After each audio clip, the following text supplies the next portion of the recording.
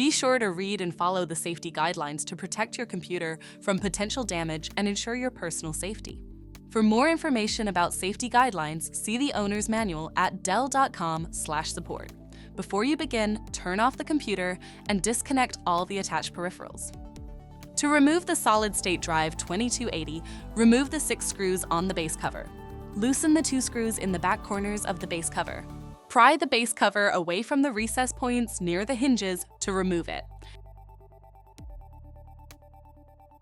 Identify the solid-state drive and remove the screw securing it.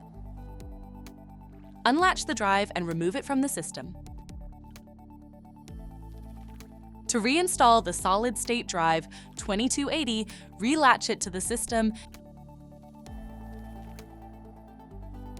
and tighten the screw to secure it. Place the base cover back on the system and tighten the screws to secure it.